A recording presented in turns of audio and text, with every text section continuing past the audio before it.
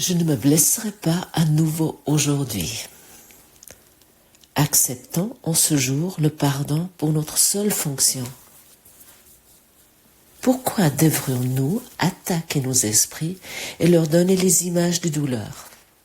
Pourquoi devrions-nous leur enseigner qu'ils sont impuissants alors que Dieu offre son pouvoir et son amour, les enjoignant de prendre ce qui déjà leur appartient?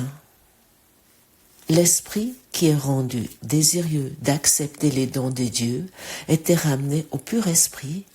Il étend sa liberté et sa joie comme la volonté de Dieu est unie à la sienne. Le soi que Dieu a créé ne peut pas pécher. Par conséquent, il ne peut pas souffrir.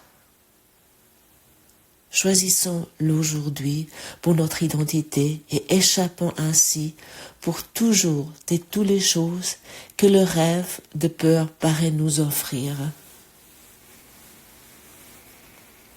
Père, ton fils ne peut pas être blessé, et si nous pensons souffrir, c'est que nous manquons de connaître notre seule identité que nous partageons avec toi.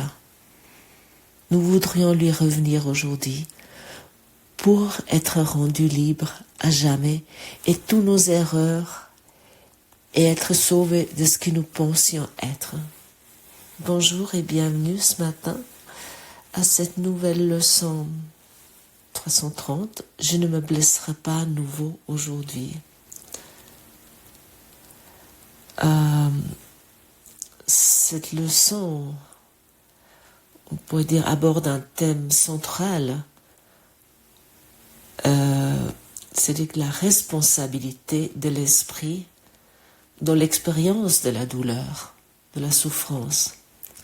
Mais je veux pas non, c'est pas une idée de se culpabiliser, c'est pas dans ce sens de responsabilité.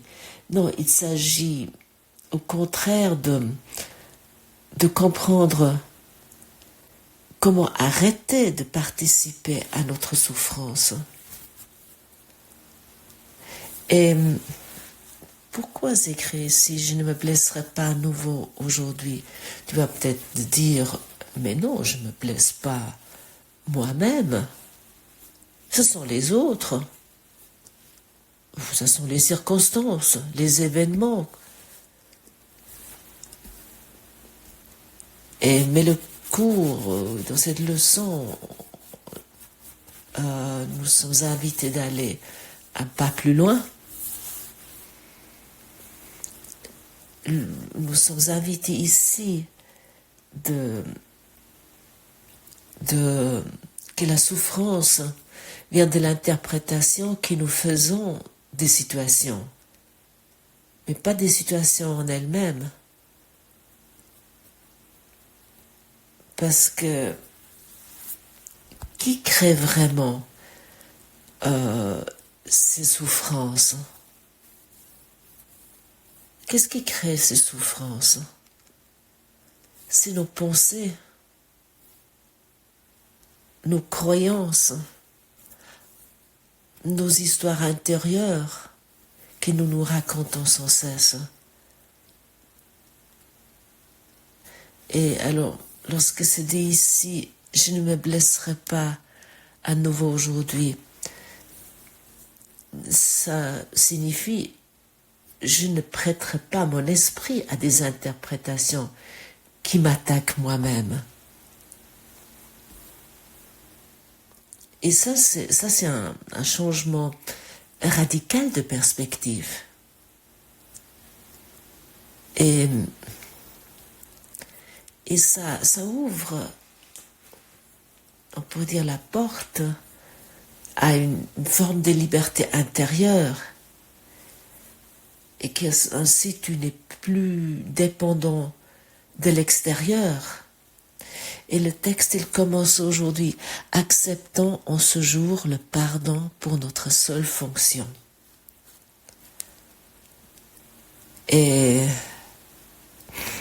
le pardon qui est quand même, on pourrait dire, un fil rouge dans cet enseignement mais c'est pas comme le pardon que nous avons appris jusqu'à présent. Le cours, il explique le pardon d'une façon totalement autre, parce que pour l'ego, le pardon, c'est de passer l'éponge, ou d'être gentil.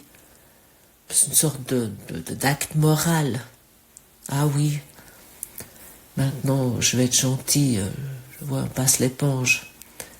On enterre comment on appelle ça, l'âge de guerre. Mais on sait exactement où la cacher. Non, c'est pas ça le pardon. Le pardon, le véritable pardon, c'est corriger la perception. C'est-à-dire que le pardon consiste, en fait, à arrêter à croire à une enfance. Mais c'est pas en niant les faits, non. C'est pas un déni. Mais c'est en reconnaissant ce que soi-disant m'est arrivé, ou que je crois qu'on m'a infligé, ou qu'on m'a fait, ne touche pas, cette blessure n'a pas touché ma véritable identité. Et puis on va me dire, mais ça c'est difficile, il m'a fait ça, j'ai subi ça, et puis il m'a frappé, et il est parti avec mon argent, ou peu importe qu'est-ce qui sont tes blessures, soi-disant, dans ce monde. Mais de reconnaître que tout cela est notre projection, ça nous semble parfois très difficile. Mais pour cela, nous ne sommes pas seuls, nous avons un enseignant intérieur, nous avons le Saint-Esprit avec nous. Ben c'est vrai, seul, ça peut... Avec l'ego, de toute façon, le pardon n'est pas possible, il va peut-être le faire croire un moment.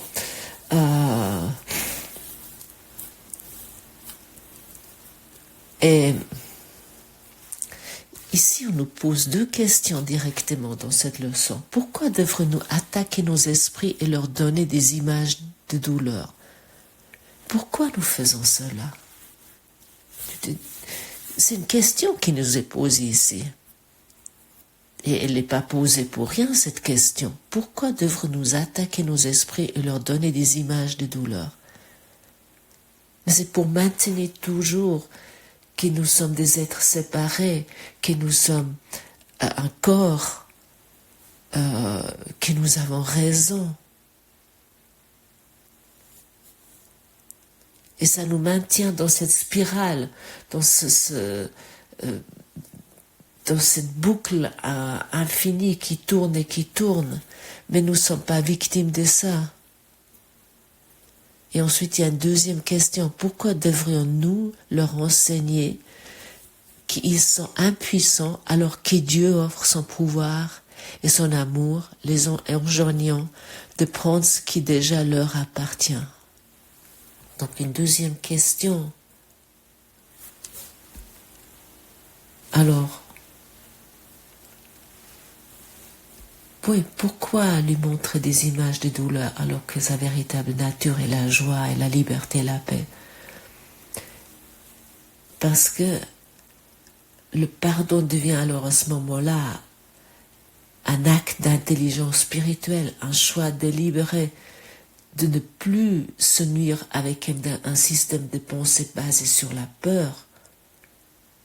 Parce que notre système de pensée, il est basé sur quoi sans cesse? Sur la peur. Et lorsque nous avons peur, il n'y a que deux, dans le cours est dit, il n'y a que deux sentiments, soit l'amour, soit la peur. Et qu'est-ce que nous utilisons dans la peur, dans ce sentiment de peur?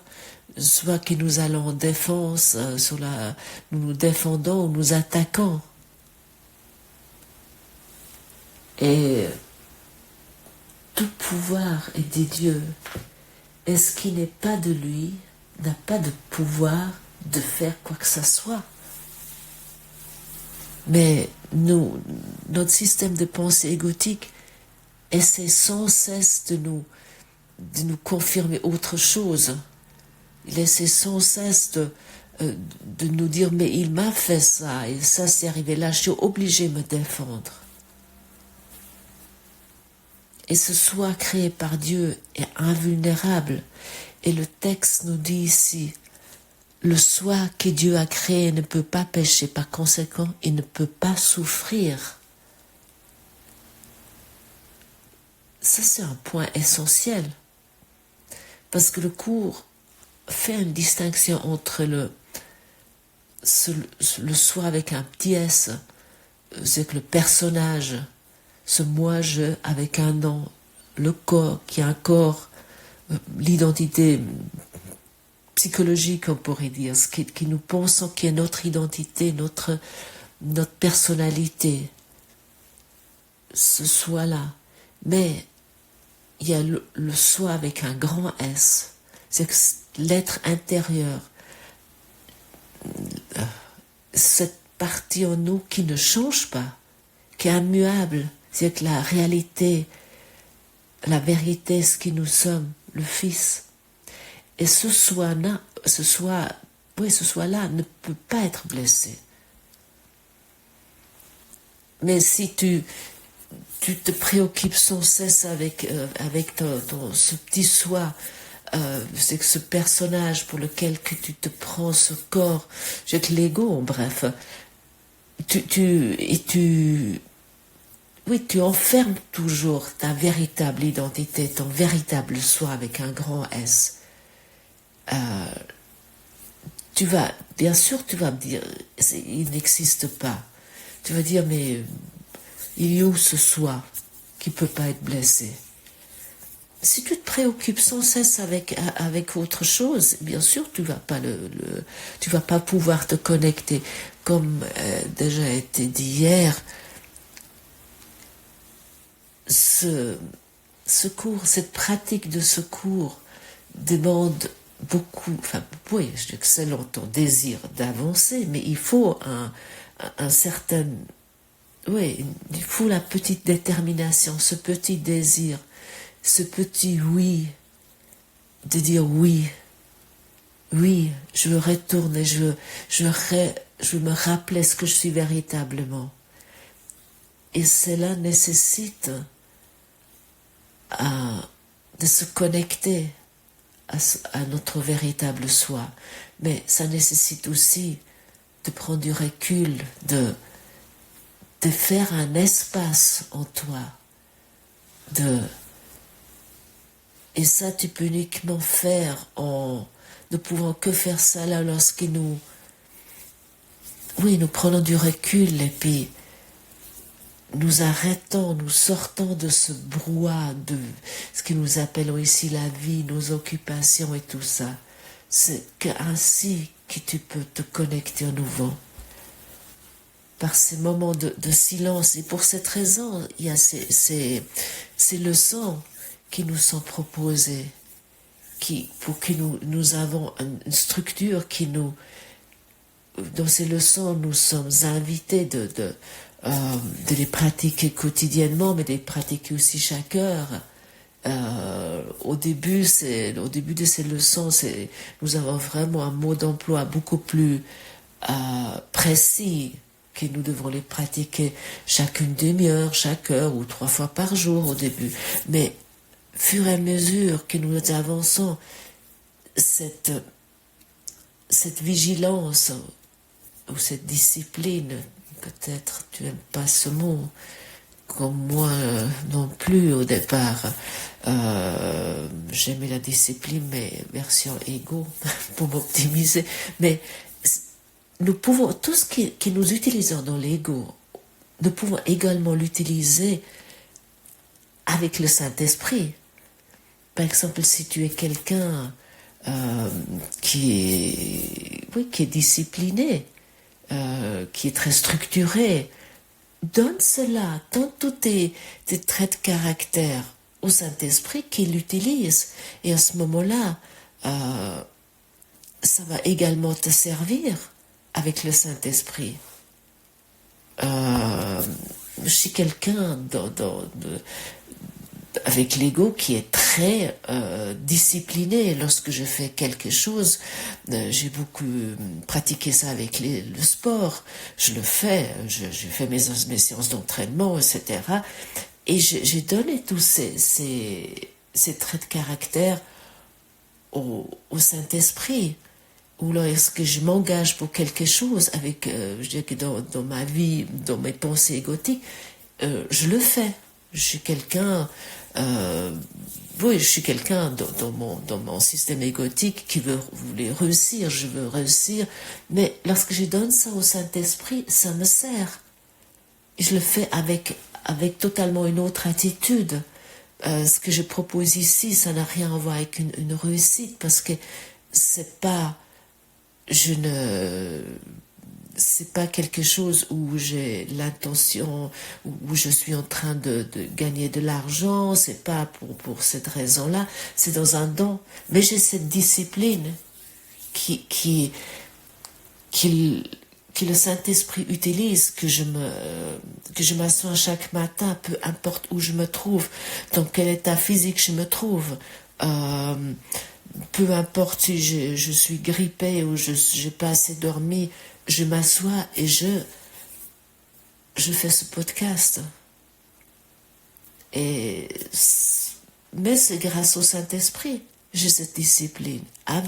Parce que j'ai donné mes traits de caractère égotiques au Saint-Esprit. Donc tu peux faire ça. Donc fais ça également pour retrouver ton véritable soi, pour te souvenir. En fait, de retrouver ces mots, il n'était pas perdu, il est toujours là, il est juste enfui.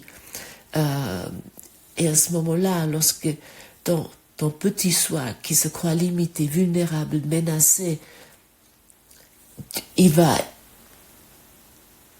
enfin pouvoir être démasqué pour choisir le soi qui tu es, le Fils, l'enfant de Dieu. Et c'est ça qui nous propose la leçon 330. C'est un choix qui nous libère de la souffrance inutile. Et par exemple, pour comprendre peut-être cette leçon aujourd'hui, prenons un exemple simple. Quelqu'un nous parle sèchement. Ça peut arriver n'importe où. Ça peut être la caissière au supermarché, ça peut être ton supérieur, ça peut être ta collègue de travail, ça peut être, je ne sais pas, quelqu'un dans la rue, peu importe. En fait, c'est totalement neutre, c'est une voix, c'est un temps, c'est des mots. Mais c'est l'esprit qui interprète. L'esprit te dit, mais il me manque de respect. Je ne compte pas, par exemple, ou je suis attaqué. Et c'est cette histoire-là qui nous blesse. Pas le ton de voix, pas ce ton. Non, c'est notre interprétation. Et le cours va même plus loin, là. Lorsque nous nous sentons blessés, c'est que nous avons oublié notre véritable identité, simplement. Nous avons oublié que nous sommes l'expression de l'amour. Ainsi, se blesser soi-même, c'est adopter une perception qui nie notre valeur réelle et rien d'autre. Et la leçon 330 nous rappelle, je peux arrêter ce mécanisme aujourd'hui. Je peux décider de ne pas alimenter ces interprétations. Mais c'est une décision à prendre et personne d'autre que toi peut le faire. Mais tu as le Saint-Esprit à côté, avec toi. Tu peux. Moi, lorsque je pratique ces leçons, je dis, mais Saint-Esprit, fais avec moi cette leçon, lis avec moi cette leçon, et souviens-moi à cette leçon tout au long de la journée. Parce que l'ego, il veut surtout pas qu'on se souvienne, non. Il veut surtout pas qu'on la comprenne, il veut surtout pas qu'on la pratique. Et aujourd'hui, c'est une excellente journée pour refuser d'entretenir la douleur. Et dire « je ne me blesserai pas à nouveau aujourd'hui » n'est pas une formule magique. Peut-être tu as lu la première phrase, le titre, tu dis « you, voilà, enfin une formule magique ».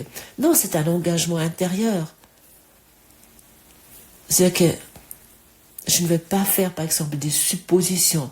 Ah, il se pourrait qu'il voulait dire avec ça, et puis, ah oui, et puis là, il me semble bien que, oui, lorsqu'il a dit ça, c'est une allusion à ça. Ben, je pense que nous connaissons tous c'est ce qui nous échafaude dans notre esprit, hein, et que nous pouvons tricoter, mais des kilomètres des suppositions.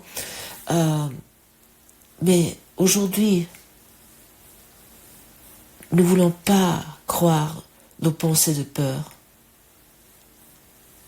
Et nous ne voulons plus transformer un événement neutre, parce que tous les événements sont neutres, en histoire dramatique. Nous ne voulons plus être une drama queen ou un drama king. On parle toujours de la drama queen, la reine du drame, mais en fait, il y a aussi des rois de drame. Et nous ne voulons plus nourrir des vieux scénarios qui nous sortent d'un tiroir tout le temps. Parce que c'était comme ça dans l'époque, et elle a toujours été comme ça avec moi. Et puis ça, il y a 20 ans, elle m'a pas apprécié. Ah, et puis il y a 30 ans, ma belle-mère, lorsqu'elle m'a rencontré la première fois, j'ai bien senti qu'elle m'aimait pas du tout et qu'elle m'a traité comme la pire des personnes. Et je l'en veux encore. Et puis, nous pouvons faire ça jusqu'à la fin de nos jours. Et nous ne voulons plus utiliser le passé pour juger le présent. Mais c'est un choix concret. Oui, on pourrait presque dire pragmatique, non? C'est d'accepter que cette soi-disant souffrance psychologique n'est pas une fatalité, mais c'est souvent une habitude de penser. Nous sommes simplement souvent pas assez vigilants d'observer nos pensées. Et aussi, ce qui peut peut-être te servir, de te dire, lorsque tu penses quelque chose, te dire, oui, je pense qu'il m'a blessé, au lieu de dire, ah, il m'a blessé, ou je pense que j'ai peur là. Peut-être ça te donne une distance aussi. Et cette prière finale aujourd'hui, Père, ton fils ne peut pas être blessé. Et si nous pensons souffrir, c'est que nous manquons de connaître notre seule identité. Et ça, c'est vraiment résumer l'essentiel. C'est que lorsque nous souffrons, quand nous souffrons uniquement lorsque nous oublions qui nous sommes. En fait, la souffrance est un signe d'oubli et pas une réalité. Lorsque tout d'un coup tu te sens soi-disant attaqué de la souffrance, tu peux se dire, mais oui, là, c'est un signe d'oubli. Ce que je suis véritablement.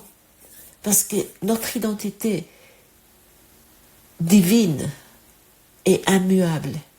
Elle est intacte, elle est protégée. Et dans cette prière est également encore dit, nous voudrons lui revenir aujourd'hui.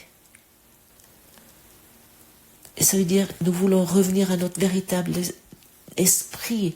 Nous voulons cesser nos identités, ce qui est fragile, qui est transitoire, qui est petit. C'est pas une leçon naïve, la leçon 330. Elle ne dit pas, oui, tout va bien, ignore ce qui t'arrive. Elle dit, tu as un pouvoir intérieur qui peut mettre fin à l'auto-attaque. Tu peux choisir la paix à la place du conflit intérieur. Tu peux te rappeler que ta valeur n'est pas négociable. Tu peux te souvenir que ton être véritable est invulnérable.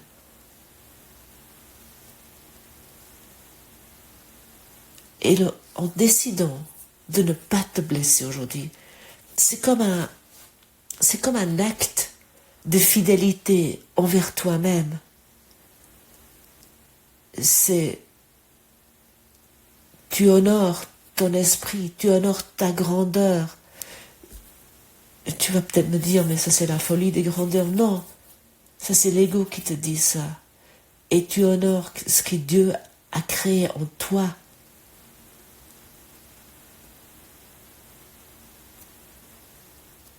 C'est peut-être un petit pas en apparence, mais c'est un pas vers la liberté, vers la libération. Donc, pratiquons aujourd'hui ensemble. Souvenons-nous aujourd'hui ce qui nous sommes véritablement, que nous sommes invulnérables. Merci d'avoir passé ce moment avec moi et à demain.